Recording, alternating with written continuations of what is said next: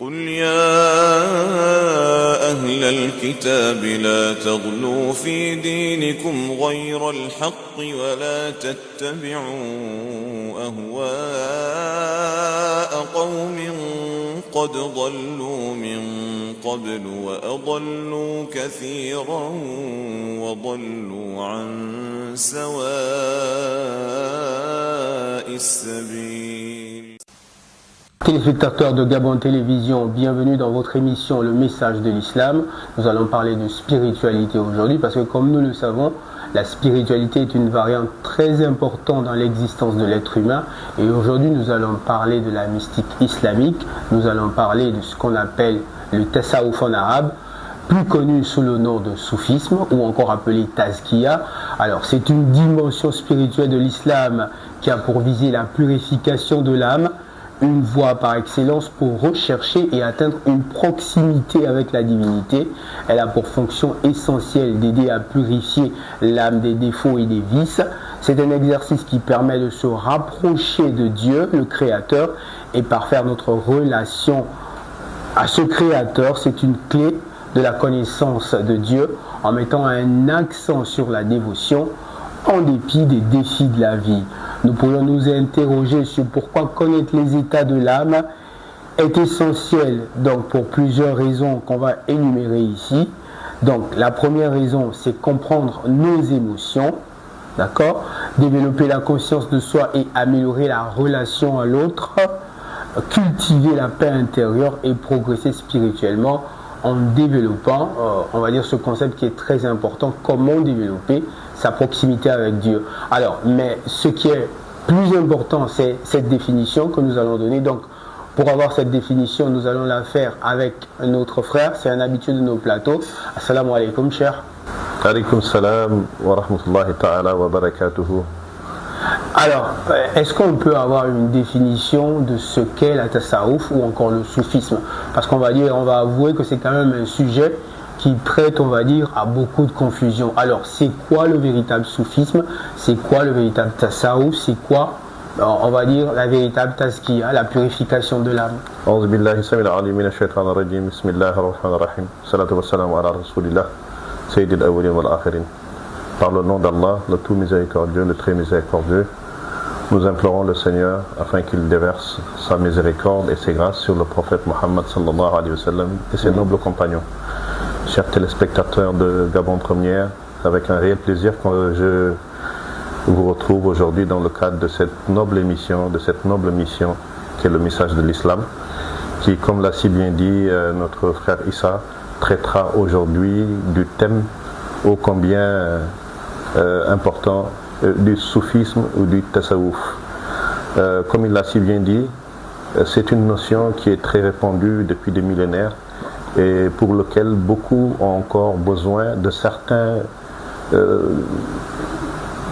paramètres ou de certaines explications pour mieux la comprendre.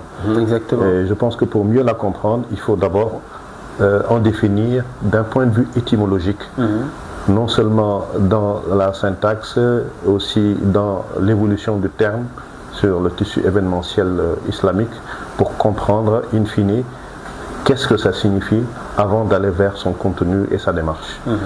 Alors, quand on parle de soufisme ou de tasawuf, déjà il faut savoir que dans ce qu'on peut appeler l'architecture même de la religion islamique, nous avons les trois dimensions, islam, iman et ihsan. D'accord. Voilà, donc nous avons l'islam qui va se rapporter à tous les éléments d'ordre jurisprudentiel, qu'on va appeler le fiqh.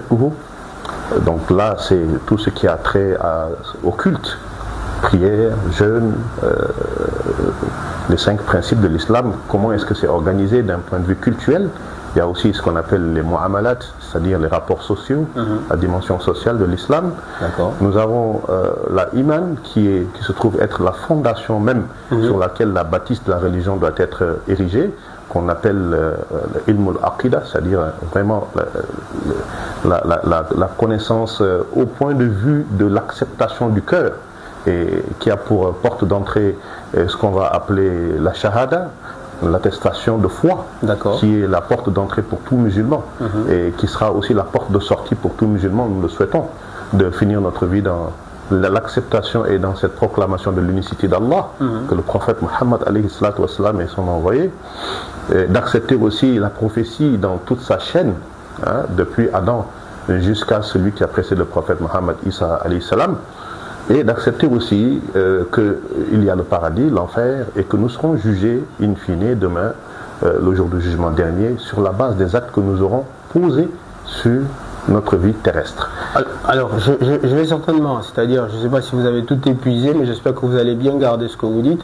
Alors, pour comprendre justement, on va dire, ce concept, on va dire, ce mot justement qui renvoie, parce qu'on a l'impression que l'islam c'est juste les 5 prières quotidiennes, c'est juste, alors que des savants bien avant nous, on va dire, ont élaboré bien des sciences.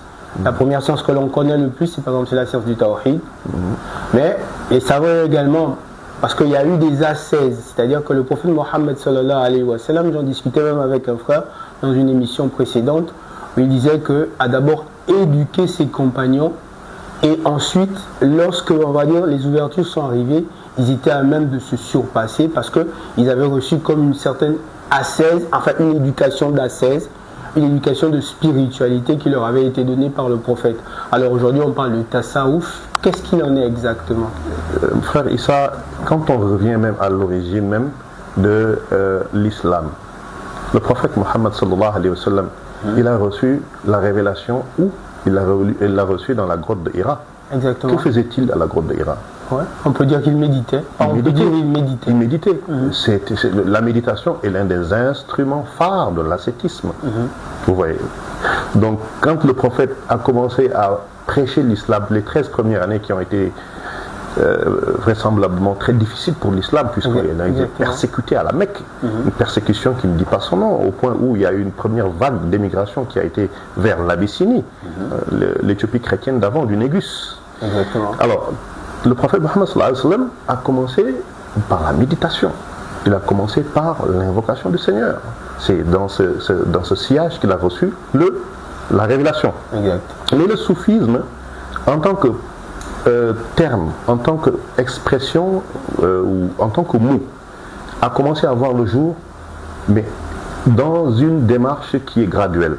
Mais avant d'arriver là-bas, j'aimerais d'abord m'arrêter sur que signifie soufisme et tasawuf. Très bien. En arabe, pour désigner quelque chose, on le prend sous un angle bicéphale, à 2 niveaux. D'accord. Al-ismu ou musamma. D'accord. Al-ismu, c'est le nom. Moi, je m'appelle Tahiru. C'est le nom Tahiru. Musamma, c'est la personne que je suis qui porte ce nom-là. D'accord. Issa est la personne qui est Issa. L'ism, c'est le mot. Mais le musamma, c'est le contenu. C'est la personne Tahiru. Est-ce qu'elle reflète Tahiru? Quand on va en arabe, Tahiru, c'est ce qui est pur. Donc moi, mon prénom, en arabe, c'est la personne pure, le purifié. Ou bien le pur. Mais est-ce que moi, mon comportement, est-ce que ma façon de vivre, est-ce que mon mode de fonctionnement dans le quotidien reflète Tahiru? C'est pour ça que quand on va voir le terme al-ism tasawuf ou soufiyé, on ne va pas le retrouver dans l'histoire du prophète, de son vivant. D'accord. On ne va pas le retrouver jusqu'à un certain niveau des compagnons. Après, à partir d'un certain niveau, de ce qu'on appelle les tabi'un, puisque c'est par génération, des générations, la dernière génération de compagnons du prophète a été précédée de la première génération de ce qu'on appelle les tabi'un, ceux qui ont suivi la voie du prophète et des compagnons. C'est à partir de ce moment qu'on va commencer à voir. Donc la problématique, c'est de se dire, aujourd'hui, il y a des gens, je vais faire une petite digression, qui critiquent le tasawuf non pas dans son contenu, son enseignement et ce qu'il peut véhiculer en termes de conformité avec la sunna du prophète, mais par le seul fait que c'est un terme qui n'existait pas. Bon, vous parlez de soufisme, vous parlez de tasawuf, mais on n'a jamais entendu parler de ça à l'époque du prophète. Or là, se trouve pas. Parce que quand on va aller dans le fond du fonctionnement, quand on va aller dans les principes directeurs du tasawuf et du soufisme, mais nous allons retrouver subsidiairement, dans toute sa fidélité, la sunna du prophète. dans toute sa fidélité, les principes de la Shariatul Islamiyya. Dans toute sa fidélité, le mode de vie des compagnons du prophète et des tabi'un. C'est pour cela que le fait de distinguer le ism et le musamma est important. Dans le ism, c'est-à-dire le nom, ou bien le mot tasawwuf soufi, ça n'existait pas à l'époque du prophète. Mais quand on va voir après dans le mode de fonctionnement, nous verrons que du point de vue du musamma, c'est-à-dire du contenu, nous allons retrouver les mêmes principes. Donc cela veut dire que le musamma tasawwuf a été relaté dans certains ouvrages de certains savants qui nous précisent que, attention, comme je l'ai dit tantôt, on ne le retrouvait pas en tant que mot à l'époque des prophètes et des compagnons jusqu'à un certain niveau, parce qu'à partir de certains tabi'un, on va le retrouver, mais les principes existaient déjà dans l'ascétisme, dans la période pré-égérienne. Voilà, pré-égérienne. Donc quand on va par exemple dans le livre de l'imam Sahrawardi, Awariful Ma'arif, il nous donne ces précisions-là. Si nous allons dans le livre de l'imam Abdul Karim al-Qushayri, Risalatul Qushayriya, il nous donne ces précisions. Attention, le mot n'existait pas, mais quand on voit les principes, ils sont conformes. C'est toujours important de donner des références bibliographiques, au moins que les gens puissent aller retrouver et pouvoir se conforter dans cette position-là. Exactement. Alors, l'origine du mot tasawwuf, son origine, il y a plusieurs versions qui existent sur l'origine du mot tasawwuf, ou soufi, as-soufi, tasawwuf, as-soufi. La première version, c'est ceux qui disent que ça existe depuis l'époque des tabi'un. On a bien dit que l'époque des tabi'un, d'un point de vue historique, trouve son début à partir de la dernière génération des compagnons du prophète. Donc on commence à rentrer dans l'époque des tabi'un. Donc ces tabi'un aussi ont des générations et des générations. Alors, le premier tabi'un qui a été taxé de soufi, c'est Hassan al-Basri. Hassan al-Basri est connu. Très connu. Voilà, très connu. Pour ses textes et tout. Voilà, ses textes, etc. Et la profondeur de ses textes et de sa spiritualité. D'accord, de ses réflexions. Ses réflexions et de son exemplarité dans l'action musulmane. Hassan al-Basri, il disait Ra'aytu soufiyan fi tawafi. Il dit, j'étais en train de faire le tawaf à la Mecque et j'ai vu un soufi. Qu'est-ce qui l'a poussé à dire que j'ai vu un soufi? Parce qu'en fait, il l'a vu dans une condition plus ou moins un peu modeste. Il a voulu lui apporter son aide en lui donnant de l'argent pour lui dire, genre, je te donne quelque chose pour que tu puisses bien faire ton hajj. Et le soufi lui dit, non, exemple, j'ai 50 francs avec moi, ça me suffit. D'accord. Vous voyez. Donc, il l'a caractérisé de soufi par ce comportement de délaissement, de se limiter au peu, de ne pas aimer les grandes choses ou aimer le luxe, etc. etc. Donc, ça nous ramène déjà à une première dimension du soufisme. Le soufi, c'est qui? C'est celui, dans l'époque ancienne, dans la première version, telle que expliquée dans la première version, c'était des gens qui avaient une vie complètement déconnectée de ce qu'on peut appeler le matérialisme.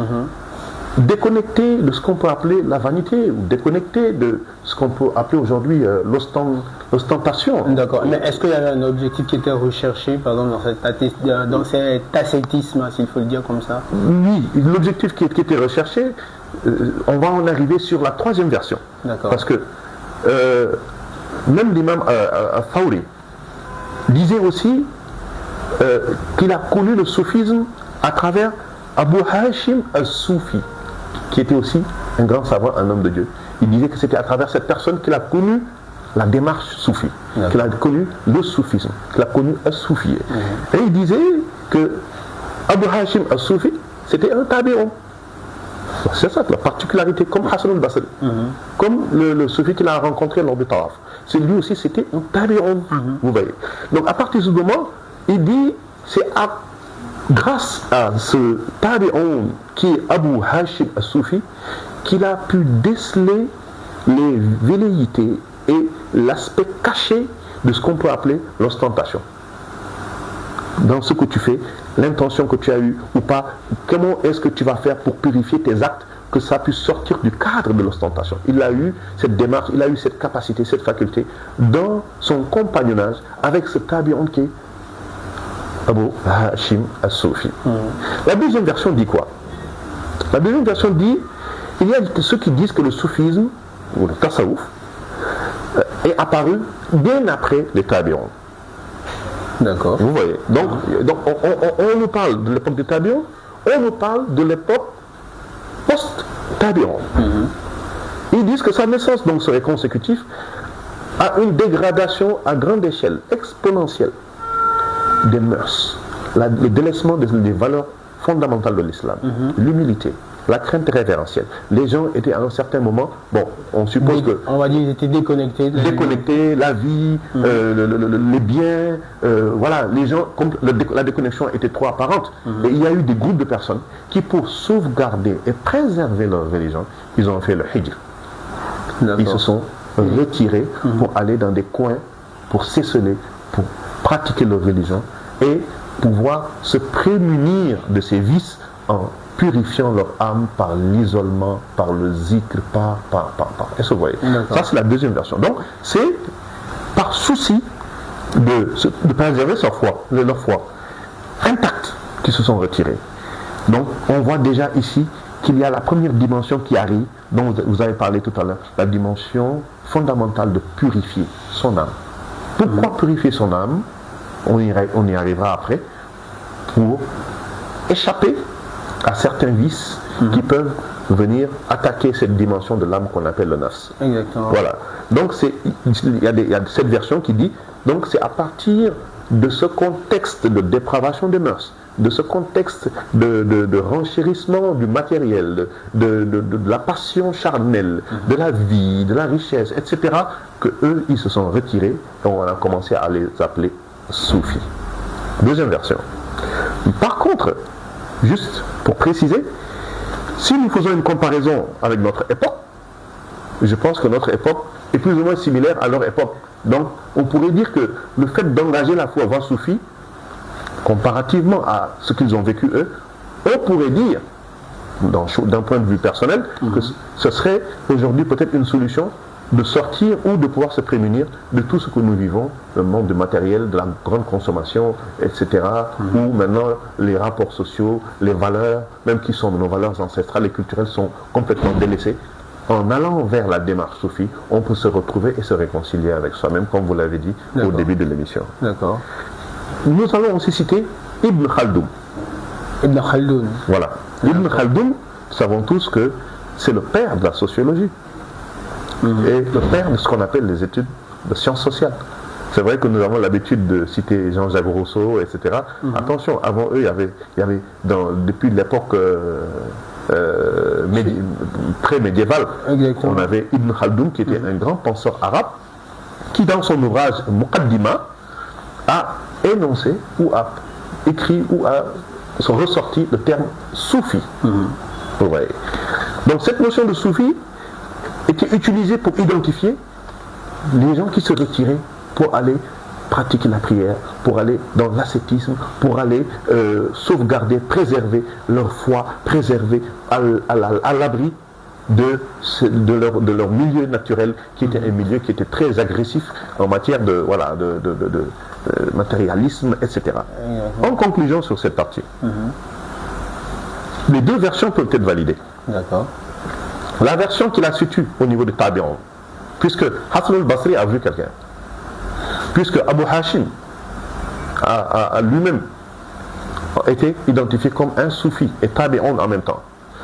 Et la version qui apporte la naissance de ce terme dans l'époque où les gens ont commencé à se retirer pour préserver le foi, toutes les deux versions sont valables, donc peuvent être retenues.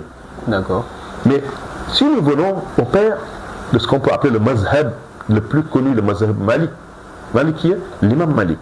L'imam Malik a une expression très forte. Et nous savons que l'imam Malik, le rôle qu'il a joué à la mosquée de Médine, où est enterré pour vulgariser la connaissance, le hadith, voilà. Et il est le fils de qui? De Anas. Donc Anas, du moins, qui était plus ou moins l'un des bras droits du prophète Mohammed sallallahu alayhi wa sallam. Qu'est-ce qu'il nous dit, Imam Malik? Imam Malik nous dit, celui qui étudie la jurisprudence, donc les lois jurisprudentielles, sur la prière, sur le culte, etc., sur le mariage, bon, tout ce qui est loi, ce qui est droit musulman, celui qui l'apprend ou qui l'étudie, et qui ne s'engage pas dans l'étude, parce que quand on dit étudier le soufisme, c'est l'étudier et le pratiquer. Celui qui donc a la jurisprudence, mais n'a pas le soufisme, il dit que celui-là est un pervers. C'est-à-dire que celui qui détient la connaissance, mais qui est dépourvu de pureté intérieure. C'est comme une carcasse très belle, mais à l'intérieur, il n'y a rien. Exactement. Vous voyez, vous voyez des gens, ils sont des hafiz al-Qur'an, ils ont les 6000 et quelques versets dans la tête, mais quand vous vous approchez d'eux, leur comportement de tous les jours, vous êtes découragé. Vous avez des gens qui connaissent, qui peuvent vous apprendre la jurisprudence, ce qui est interdit, ce qui est recommandé, ce qui est permis, etc., etc. Mais dans la vie de tous les jours, quand on le fréquente, il n'est vraiment pas dans ce que le prophète appelait innama bu'istu li utammima makarim al-akhlaq. D'accord. Parce que Dieu, Allah subhanahu wa ta'ala, a glorifié le prophète dans le Coran, non pas sur le plan physique, mais sur le plan caractériel. Et c'était ça la quintessence de la mission prophétique mohammedienne. C'était de venir rehausser les caractères pour les emmener vers l'excellence. Donc c'est cela. Il revient, Imam Malik, pour me dire, celui qui étudie le soufisme. Exactement. Mais qui n'étudie pas la jurisprudence, là tu as mis la charrue avant les bœufs. Tu rentres dans l'éducation spirituelle, dans la purification de ton âme, mais tu ne sais même pas quels sont les principes de base de ta religion. Mais tu vas faire du désordre, tu vas tout gaspiller. Vous voyez. Donc il termine sa phrase pour dire, celui maintenant qui allie les deux, le soufisme et la jurisprudence, il aura la purification intérieure et il aura la connaissance de la jurisprudence, sa religion sera complète. Nous pouvons toujours citer, hein. Je souhaiterais qu'on ait des références pour que les téléspectateurs puissent se retrouver à la fois d'un point de vue théorique et pratique. Très bien. Le Cheikh Jassous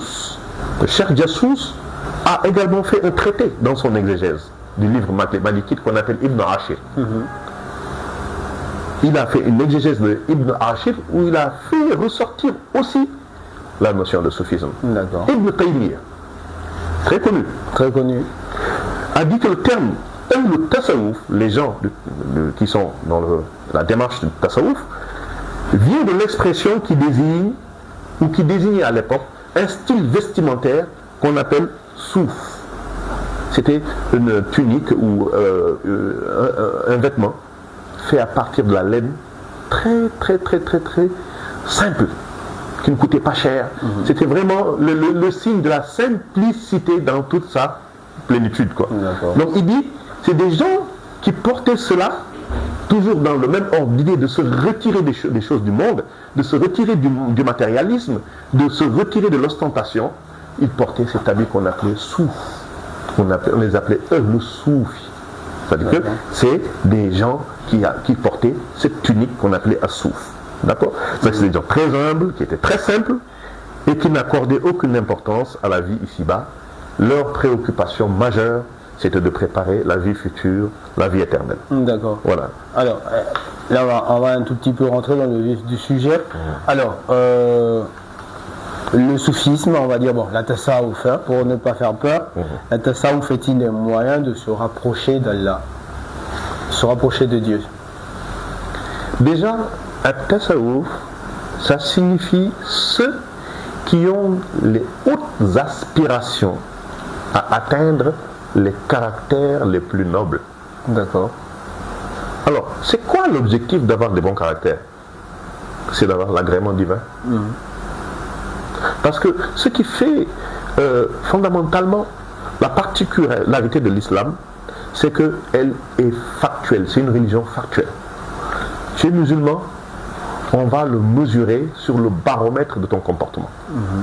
On va le mesurer sur le baromètre de ta pratique qui doit être représentée par le fruit de ton comportement. Le fruit de ton comportement qui doit être identique à celui du prophète Mohammed et qui lui-même a été identifié par Dieu comme étant Ba'da a'udhu billahi minash shaitanir rajim wa innaka la'ala khuluqin 'azim. En vérité, tu es d'une vertu éminente. Donc ce sont ces gens qui ont jeté leurs yeux, non pas en bas mais en haut. Quand on va vers le haut, on va vers l'excellence. Quand on va vers le bas, on va vers la médiocrité. Aller vers le haut, chez les le tasawwuf, c'est aller chercher les bons caractères, la haute spiritualité, la paix intérieure, la purification. Vous voyez, c'est pour ça que, je répète, le prophète disait et subsidiairement, se débarrasser donc, puisqu'on va vers le haut, on se débarrasse des mauvais comportements qui sont contraires aux principes de l'islam, qui sont contraires à la démarche du prophète Mohammed sallallahu alayhi wa sallam. Est-ce que vous voyez ce que je veux dire? Donc, si l'objectif de tasawwuf c'est d'aller vers les cimes caractérielles, ça veut dire que c'est pour te rapprocher de Dieu. Le processus se fait de quelle manière? Le processus se fait par une approche d'installation. Une approche d'installation. D'installation. Voilà. C'est comme un nouveau téléphone que vous venez d'acheter. À l'état brut, vous ne pouvez pas l'utiliser. Il faut mettre une puce. Et il faut mettre les applications qui vous permettront de pouvoir l'utiliser pour atteindre les objectifs qui sont escomptés en prenant ce téléphone-là. Exactement. L'installation maintenant, c'est les bons comportements. On doit les installer. Tu mentais, tu vas arrêter de mentir. Tu étais dans la fornication, tu dois les arrêter. Tu volais, tu dois arrêter. Tu ne t'occupais pas de la famille, tu dois, etc., etc., etc. Dans les rapports sociaux, c'est là où va se situer donc une double approche qui est à la fois individuelle et collective. Individuelle, c'est dans toi la prise en compte et la conscientisation que tu as sur tes défauts et sur les tares qui t'accompagnent. Et maintenant, de cette décision résolue que tu engages pour purifier ton caractère au travers de l'éducation de ton âme. Mais cela signifie donc que tu ne pourras pas le faire seul. Il te faut de l'aide. N'est-ce pas? Le prophète sallallahu alayhi wa sallam avait dit Al-ulama warasatul anbiya. Les connaisseurs sont les héritiers des prophètes. C'est qui les connaisseurs? C'est les tabi'un, c'est ceux qui ont suivi la voie de Dieu, qui ont été sur le chemin tracé par le prophète sallallahu alayhi wa sallam jusqu'à atteindre la spiritualité et l'ouverture spirituelle. Vous voyez? Et pour cela, on a besoin de quelqu'un, d'un appui, d'un coach. C'est ce qui va donc aboutir dans l'approche méthodologique du tasawwuf, de cette relation entre le maître et son disciple. D'accord. Voilà. Si nous venons au verset coranique, pour étayer le propos, si vous permettez, allons-y. Nous pouvons aller à la sourate Ash-Shams, dans sourate 91, les versets 8 et 9, ou 7 et 8, si je ne me trompe. Allah nous dit, et par l'âme et celui qui l'a harmonieusement façonné. D'accord. Donc, Allah a harmonieusement façonné l'âme. Donc l'âme, dans sa nature originelle, est pure. Mais regardez la suite du verset.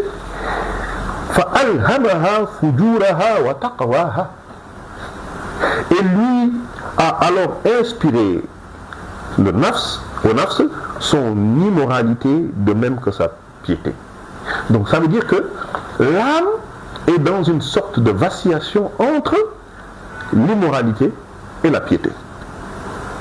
D'accord. L'âme est dans une sorte de vacillation entre la piété et l'immoralité. Et l'immoralité. D'accord. C'est-à-dire que quand on est dans les mauvais comportements, on est dans l'immoralité. Quand on quitte ces mauvais comportements avec l'aide de ton maître spirituel, pour aller vers les comportements qui vont purifier ton âme, pour te donner les bons caractères et entrer directement dans le royaume céleste, à partir de ce moment-là, on parle de l'âme qui a été purifiée, qui a atteint la piété. D'accord. Est-ce que vous voyez? D'accord. Je pense qu'on est un tout petit peu en train d'embrayer sur le... On y va. Oui, on est toujours dans l'approche méthodologique. Oui, l'approche méthodologique, d'accord. C'est une approche très importante. Alors, justement, la tasawwuf, alors le but, on va dire, de cette science, de cette acquisition, c'est quoi? C'est quoi l'objectif? Mais le but de cette acquisition, c'est d'avoir une âme qui a été rechargée à 100% de la lumière originelle par laquelle il a été créé. Parce que nous savons que quand l'âme a été introduite dans le corps de l'homme, il y a eu un truchement. Un truchement? Oui. D'accord. L'âme et le corps procèdent d'une approche bicéphale dans la relation avec la divinité. D'accord.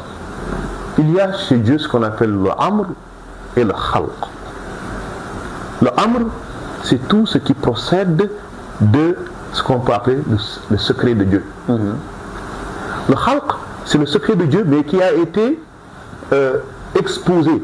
Par exemple, le corps humain, c'est Dieu seul qui sait comment il l'a créé, mais on le voit depuis qu'il grandit, comment il évolue, comment il arrive jusqu'à être un homme complet. Pourtant, on ne voit pas la machine qui fait évoluer ça. Mais on sait que Allah subhanahu wa ta'ala, c'est lui qui est le Seigneur des mondes, donc c'est lui qui détient ce qu'on appelle la fonction de la ruboubiyya. On en avait parlé la dernière fois dans le tawhid. Donc cette ruboubiyya qui est cette fonction d'entretien, cette fonction de croissance, cette fonction de faire passer d'une étape vers une autre qui est détenue par Allah subhanahu wa ta'ala. Donc ça, c'est une approche manifeste. Celle qui n'est pas manifeste, c'est celle de l'âme. L'âme, on ne la voit pas. L'âme, on ne sait pas à quel moment Dieu l'a introduit dans le corps. Exactement. Même dans son formalisme, on ne peut pas dire que l'âme est de cette forme ou pas. Mais à partir du moment où elle est dans le corps, elle a épousé tous les contours du corps humain. C'est comme un ballon qu'on gonfle d'air. Exactement. Vous voyez, c'est un ballon qu'on gonfle d'air. L'image est parfaite. Voilà, le ballon va prendre, l'air va prendre la forme du ballon qui a été gonflé. Vous voyez. Donc cela signifie que dans cette approche entre le amr et le khalq, l'âme est dans une sorte d'évolution spirituelle. Et dans cette évolution spirituelle, nous pouvons dire que l'âme, sa nature originelle, nous le vivons tous les jours, est corrompue par notre environnement. L'homme est soumis à des contingences d'ordre extérieur qui influent son intérieur. Ce sont les passions charnelles, c'est l'environnement, c'est l'œuvre, c'est voilà, les influences sataniques, etc. Exact. Qui font que l'âme va aller de sa fitra, c'est-à-dire sa nature pure, vers maintenant une dimension qu'on va appeler nafsul ammara. Nafsul Ammara, on peut avoir la traduction de Nafsul Ammara. Une âme corrompue. D'accord, une âme corrompue. Voilà, une âme corrompue où, quand on faisait la définition tout à l'heure, on disait que dans le amr et le comment ça s'appelle, et le khalq, le amr, lui, il procède de le soi et c'est. Innama amruhu iza arada shay'an an yaqula lahu kun fayakun. Donc à l'exemple de l'incompris qui est justement de l'âme. Voilà.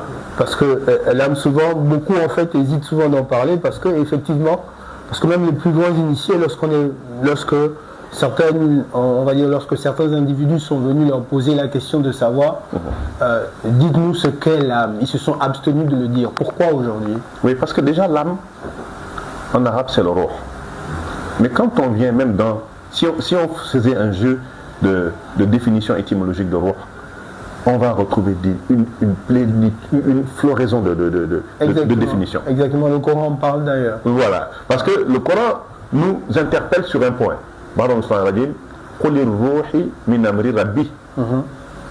Dis-leur que tout ce qui concerne la question relative à l'âme, ça là, c'est dans le secret de Dieu. Exactement. Oui. Mais nous savons que dans les formes de manifestation et dans les formes de déclinaison de sa marche, il y a une fenêtre que le tasawwuf nous ouvre pour comprendre les facettes de cette âme-là et son évolution. Exactement. Il y a bien des sourates dans le Coran qui parlent de l'âme, de ses différentes manifestations. Effectivement. On a par exemple dans le chapitre de Joseph, l'âme qui est très incitatrice au mal. On a dans le chapitre, vers la fin, là, je sais plus si c'est le chapitre 89 ou 87, on dit l'âme satisfaite, l'âme également qui est dans le doute.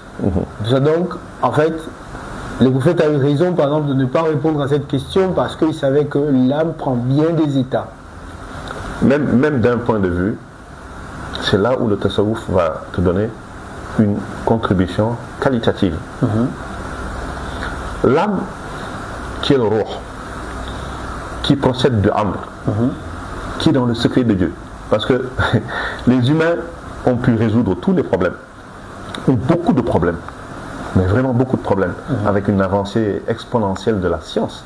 Mais jamais, et jamais, ils ne pourront saisir ce que c'est que l'âme. Exactement. Et c'est pourquoi la mort restera toujours une énigme pour les humains. D'accord. Mais dans cette différenciation entre l'amr et le khalq, il faut savoir que l'âme procède de ce qu'on appelle le ulwi.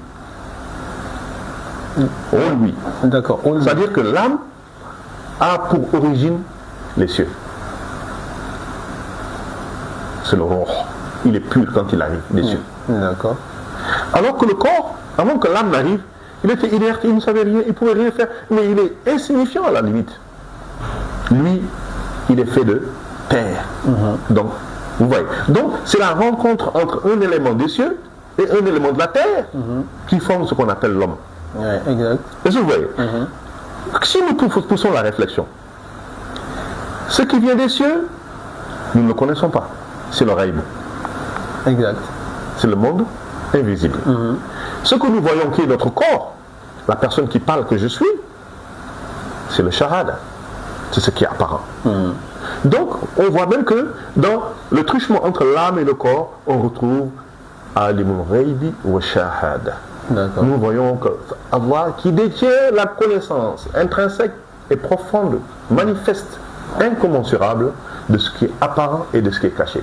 C'est lui qui détient la connaissance de cette âme qu'il a introduit dans l'homme et le corps qui lui est la manifestation de l'âme qui est dans le corps. Parce que sans l'âme, le corps est inerte, il n'est rien du tout. C'est pour cela qu'il faut comprendre que le ruh qui est l'âme peut aussi désigner autre chose.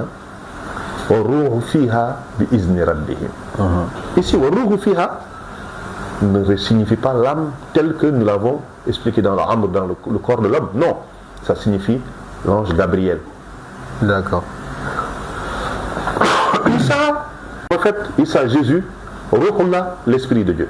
Là, ça ne signifie pas l'âme tel que nous l'expliquons. Exactement. Donc, il y a également, on va dire, ces nuances, on va dire, syntaxiques également qu'il faut prendre en compte. Il faut prendre en compte. D'accord. Alors, est-ce que nous avons suffisamment épuisé la notion de tasawwuf? Parce que on va certainement mettre un terme à ce programme-là, mais je souhaite que si vous avez quelque chose à dire sur la tasawwuf, que vous le dites.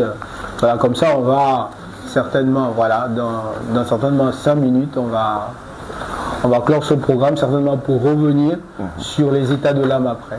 Oui, sur le tasawwuf, on est loin d'avoir terminé même la définition étymologique du tasawwuf. D'accord. Encore moins son approche méthodologique. Justement, si on passe au plus important, justement, avec les approches méthodologiques, justement, et pourquoi on a institué justement cette connaissance? Bon, on a parlé tout à l'heure de ces 2 versets de la sourate Shams, où Allah subhanahu wa ta'ala nous montre clairement qu'il y a 2 dimensions. Il y a une dimension qui est une dimension de piété et une dimension qui est une dimension on peut dire de péché. De faiblesse. De faiblesse, etc. La méthode soufie va donc concevoir que l'être humain est divisé en 2 parties. 50%, 50%. D'accord. Une partie charnelle qui représente les ténèbres et une partie angélique, pour ne pas dire lumineuse, qui procède du Amrullah, qui procède de ce qu'on appelle l'âme, qui a une origine céleste. Mais est-ce que le plus important en fait dans ces 50-50, ce n'est pas ce que ça donne comme résultat, ce mélange entre l'âme et on va dire et ce corps que nous avons? Oui, comme nous l'avons évoqué tout à l'heure, le truchement des 2, ou bien l'association des 2, fait que quand l'âme est incorporée dans le corps, c'est comme un pigeon qu'on a mis dans une cage et fermé. D'accord. Il est emprisonné. Or, si nous en revenons selon les enseignements de tasawwuf, l'âme a une dimension mais qui est d'une élasticité mais incommensurable. Incommensurable. Il y a des considérations qu'on ne peut pas dire ici. D'accord. Mais elle se retrouve dans cette petite cage qui est le corps humain On peut expliquer ce fait par une métaphore. Le boulanger, quand il fait le pain, ben, sa pâte, il la modèle quoi. Il la modèle comme il veut. Il peut en faire une boule, il peut après l'étirer pour en faire un pain de 100 francs ou un pain de... Vous voyez, la taille de pain... Une très belle image. Voilà. Donc cette métaphore peut plus ou moins représenter l'âme telle qu'il a été réadapté dans le corps humain. Maintenant, on a cette lumière et on a cette obscurité qui se retrouvent. D'accord. Il faut que la lumière puisse prendre le dessus sur l'obscurité. Et c'est en cela que le tasawwuf va te donner la voie à travers l'éducation spirituelle. De qui? De quelqu'un qui est initié, qui a déjà suivi le cheminement jusqu'à avoir cette ouverture. C'est quoi l'ouverture spirituelle? C'est quand l'âme a retrouvé sa dimension originelle et sa force qui lui permet de pouvoir, en étant à partir du corps, aller visiter d'autres univers, aller visiter, vous voyez, voir, voilà. Donc plus vous êtes pur, plus vous avez des visions, plus vous êtes pur, plus vous avez accès à certains mondes, plus, voilà, c'est cette purification qui vous libère. Est-ce qu'on peut avoir un intérêt à ce qu'en fait on ne puisse pas être pur, par exemple? Je ne sais pas si je peux la poser cette question. Bon, en tant que musulman, déjà, c'est impossible parce que l'objectif de l'islam, c'est de restaurer à l'homme sa dimension qui fait que Allah a dit dans le Coran, parmi toutes les créatures que j'ai créées, j'ai ennobli l'homme pour qu'il soit mon vicaire sur terre.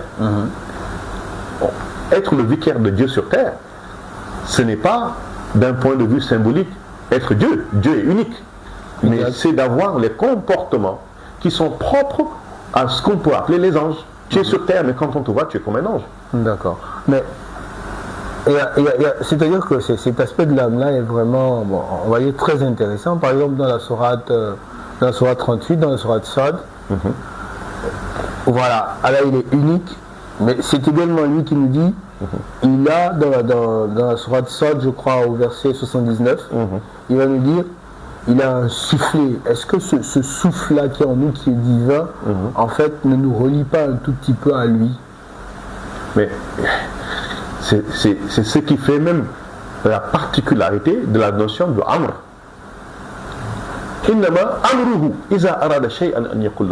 Quand il veut une chose, il dit soit et c'est. D'accord. Donc c'est son Amr là qui est fondamentalement à l'origine de l'âme. Donc c'est sa lumière qui nous irrigue. Est-ce que vous voyez? De la même manière que c'est sa lumière qui irrigue l'univers. Je vous donne un exemple. Quand on sort l'âme du corps, le corps n'a plus de sens. Exact. Mais quand l'âme est dans le corps, les mains bougent, les yeux regardent. Pourtant, on pense que ce sont les yeux qui regardent. On pense que ce sont les mains qui bougent. Mais c'est l'âme qui est en train de se manifester. D'accord. Ça nous ramène à quoi? Ça nous ramène à ce que tout ce qui se passe encore dans l'univers, c'est Dieu qui détient la force et la puissance sur ça.